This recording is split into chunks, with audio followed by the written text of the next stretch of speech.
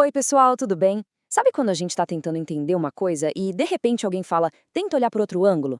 Às vezes, só essa pequena mudança de perspectiva já resolve tudo. Bom, hoje a gente vai fazer exatamente isso. Vamos mergulhar juntos nesse universo incrível que é a mente humana e principalmente na forma como a gente enxerga as diferenças. Para começar, vamos explorar uma ideia que pode virar uma chavinha na nossa cabeça, a de que a realidade talvez não seja uma estrada única e reta. E se na verdade ela for um monte de caminhos diferentes, todos acontecendo ao mesmo tempo? Essa obra do Escher é simplesmente genial para ilustrar isso, né? Fica a pergunta: qual mão está desenhando qual? A verdade é que as duas coisas são válidas, depende de como se olha. Agora, pensem comigo. E se a gente aplicasse essa mesma lógica para o cérebro humano? A ideia de que existem jeitos diferentes de um cérebro funcionar, e que todos esses jeitos são, no fundo, igualmente válidos. E esse pensamento nos leva direto para o coração do nosso papo. A gente ouve muito falar nessa palavra, mas afinal, o que significa neurodiversidade? Vamos desvendar esse conceito de uma vez por todas. De um jeito bem simples, a neurodiversidade é o reconhecimento de que não existe um cérebro certo ou padrão. Pensa bem, a gente tem pessoas com diferentes alturas, cores de cabelo, de olhos. Isso é diversidade, certo? A neurodiversidade é a mesma coisa, só que aplicada à nossa neurologia. É sobre os vários jeitos que o cérebro pode processar as coisas, como a atenção, a linguagem e a interação social. E aqui a gente vê uma mudança de mentalidade, assim, gigantesca. Por muito tempo, a ideia era que todo mundo tinha que se encaixar num molde só. A grande virada de chave que a neurodiversidade propõe é radical. Em vez de ficar forçando todo mundo a se adaptar, o foco muda para a aceitação e, mais ainda, para a valorização dessas diferenças.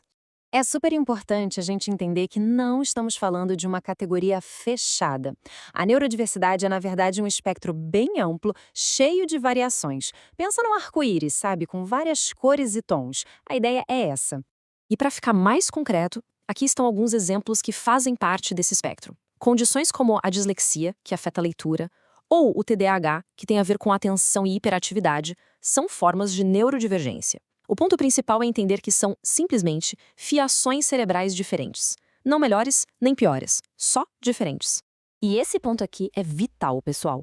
Mesmo que duas pessoas tenham o mesmo diagnóstico, a experiência de cada uma delas vai ser completamente singular.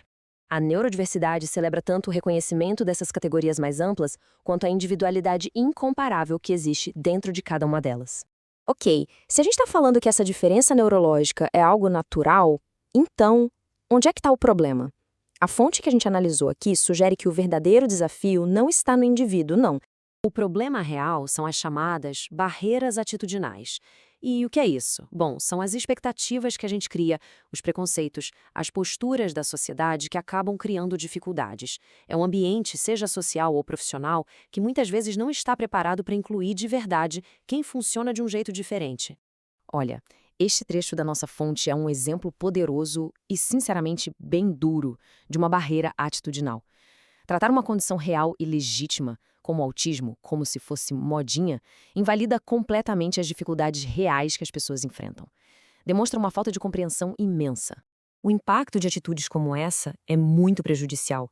Elas não só reforçam o estigma e alimentam o preconceito, mas também transformam a jornada para encontrar apoio, reconhecimento e aquele sentimento de pertencer em uma luta muito, muito árdua e muitas vezes solitária.